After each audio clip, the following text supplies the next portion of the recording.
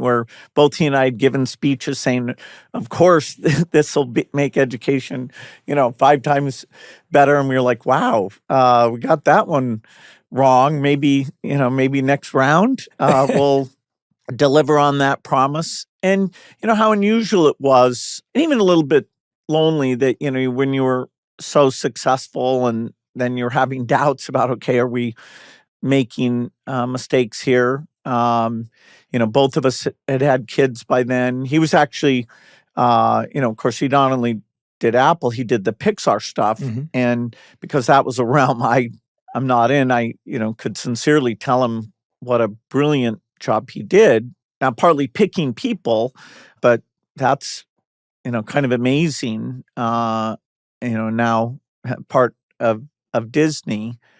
And both a sense of thankfulness, although, he was very sick and just hoping some new drug would come along, and tragically it didn't. Yeah. Was there a memorable piece of advice or conversation where you said something to him or he said something to you that has stayed with you? Well, the fact that, why were we both so competitive and pushing ahead? I think both of us, in his case, he's an orphan, so he has a more complicated childhood that maybe can explain his zeal. I don't have anything like that, even though Kent died, that's not why, well before that I was somehow always, pushing as hard as I could be. And, I think both of us, being thankful for what we'd been able to work on.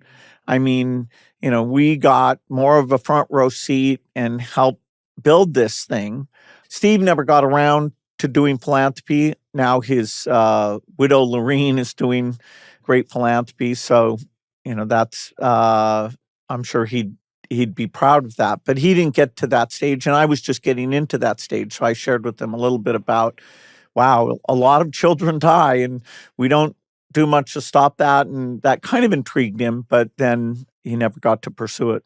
Yeah, you're reminding me of something I read in Bob Iger's book, where he was talking about how there was a time when Spielberg, George Lucas, they'd all sit together and then they'd watch each other's movies and give them feedback.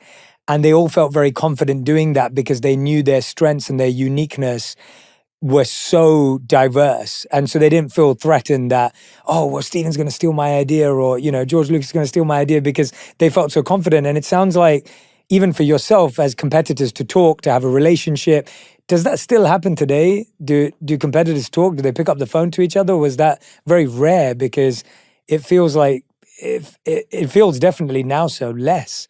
I have a good friendship both with Jeff Bezos and Mark Zuckerberg. Elon stands by himself. Maybe that drives everybody else together. I don't know.